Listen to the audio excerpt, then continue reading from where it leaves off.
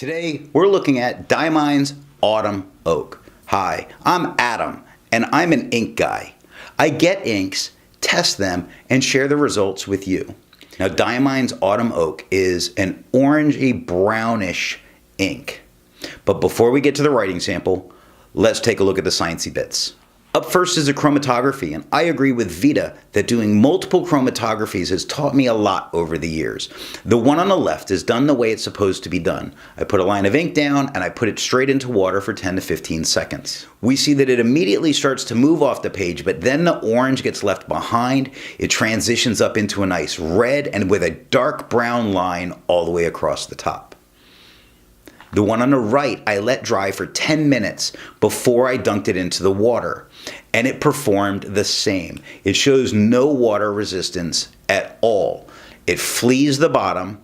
It gives us the yellow into orange up into a dark brown line at the very top. Resistance tests are done to see how this ink can be expected to perform on the page, as well as how hard it might be to clean from your pens. I let the smear dry for 3 days before I test it. Now, the highlighter had an interesting result. The highlighter didn't feather and smear all over the place as I kind of expected it would, but it actually made it look darker and stand out more, although the highlighter yellow did get a little bit darker. Water reactivated it, pulled a majority of it off the page, and if I let it have a little longer, I'm sure it would pull all of it. But it makes me very confident that water will take it completely from the pen. Now flush, the pen flush did the same thing as the water. It leaves a little bit of the orange behind, just like the water did. Otherwise, it's being completely lifted off the page, but there should be no reason to get to pen flush to clean this out. But if you had to, with bleach, you will completely annihilate this ink. It goes away like it wasn't even there. Now, this is a bell curve showing normal distribution. For the 365 inks that I've tested, I've found an average viscosity of 2.5, and that the average range, or normal, goes from 2.1 to 2.9. Diamine's Autumn Oak has a viscosity of 2.2. That means it's well within normal. This is an ink that you don't have to have an especially dry or especially wet pen in order to be able to use it in it. Now, this bell curve is showing the average dry time. For the 365 inks I've tested, I found an average dry time of 17 seconds, with the normal range being from 13 to 21 seconds. Diamine's Autumn Oak has an average dry time of 9 seconds.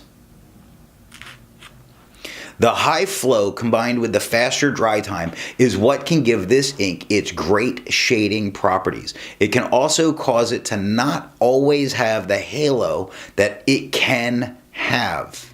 How do I find the average dry time? I use my writing samples. I take the average dry time of the medium and extra fine nib on Clairefontaine, Tomoe River, and Rhodia paper. Now, let's look at the writing sample. I got this ink in sample form, which you see after I've gotten through all of the review, it's all used up. I have enjoyed this ink. To keep writing samples consistent, I use a Jinhao 159 with a Goulet 1.1 stub. I use a Jinhao X450 with a Goulet medium, and I use a Jinhao X750 with a Goulet extra fine. Let's look at Clairefontaine. No bleeding, no ghosting. With the 1.1, we have no feather, no spread, no halo, no sheen. Great color variation. It goes from this dark orange to spots that are almost like a brown. So that's why I consider this like an orangey brown color. Because when it gets really dark in those areas, it just starts getting onto some of that brown. Looking at the extra fine, no feather, no spread, no halo, no sheen. Crazy shade. Crazy shade. This is a beautiful. This is one of my favorite orange to brown inks because of how much it does. And it does this with every nib. Every nib I've used on this. So if you like broad, go for it. You like extra fine, go for it. You want flexy, go for it. 5 seconds to dry. With a medium, no feather, no spread, no halo, no sheen. This pen was writing very dry that day, so it comes out lighter, but we still get tons of shading, even with it doing much drier on that particular day. 9 seconds to dry. Looking at the scrubby, you see this massive amount of color variation in both. Not as much with the extra fine, definitely with the medium, and on the smear, I could recover that. Looking at Tomoe River, no bleeding, some ghosting, much more on camera than in person. It's a lighter ink, so usually the second side of the page isn't the end of the world. The 1.1, no feather, no spread, no halo, no sheen.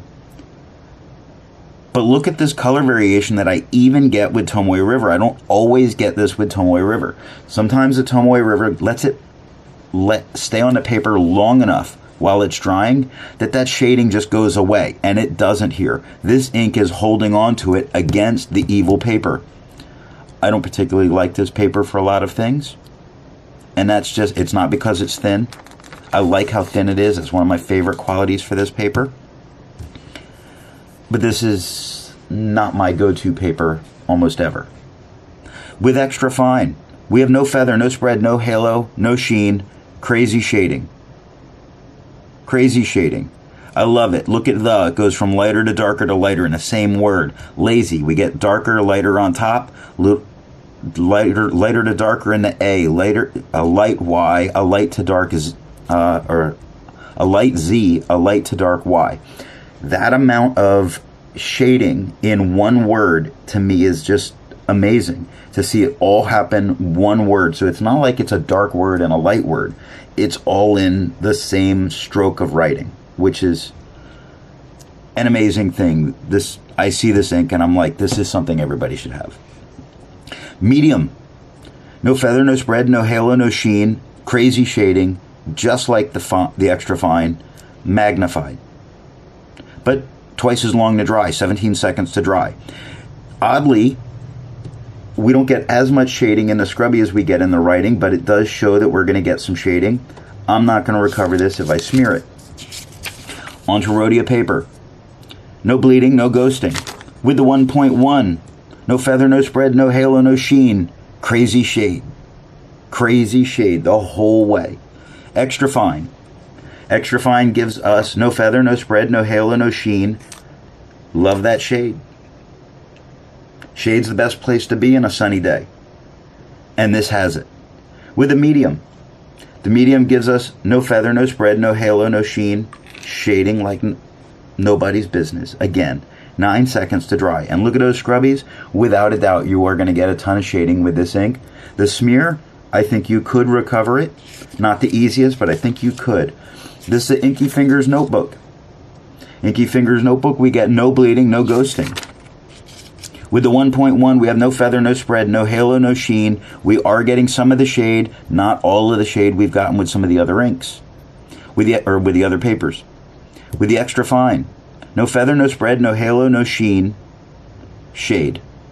It shows us what we get, not in a degree of some of the other papers, but it definitely shows it's there, and 3 seconds to dry. A little more absorbent paper.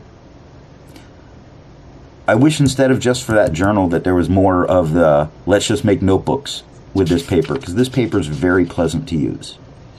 Medium nib. No feather, no spread, no halo, no sheen, shade all over the place. 5 seconds to dry.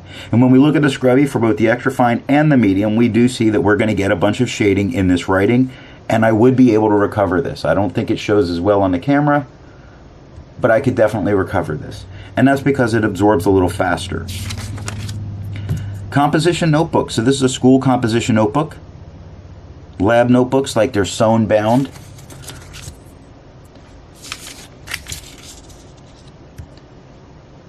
We get the start of some bleed.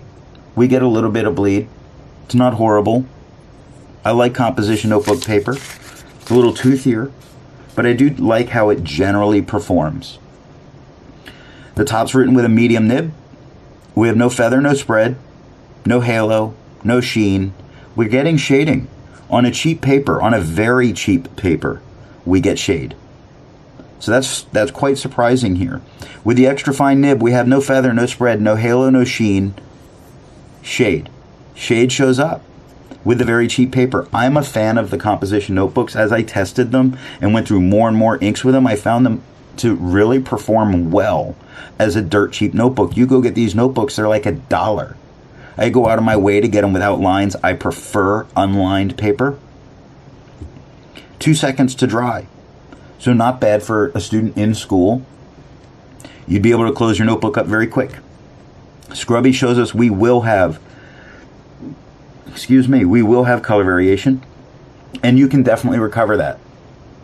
Because it dries so fast, you would not have a problem with smearing this ink on this paper. So that's what I have for the writing sample. Instead of finding an ink that would look like Diamine's Autumn Oak, I would prefer to find an ink that would really complement its color on the page. Now, Autumn Oak being this great orange with brown undertones made me think about a green ink. That led me to Atramentis Pine Green, because apparently I was being thematic. Before I give my opinion on this ink, I would ask that if you've enjoyed this video, give it a thumbs up. And if it's your first time here, I'd invite you to subscribe. To make sure I have a range of experience with this ink, what I do is I do my writing samples. I put the ink into a different pen for a day, and then I put it into another pen, in this case, the Delike Alpha with a medium nib, in order to take my notes for this video. So what do I think of Diamine's Autumn Oak? Holy shading Batman.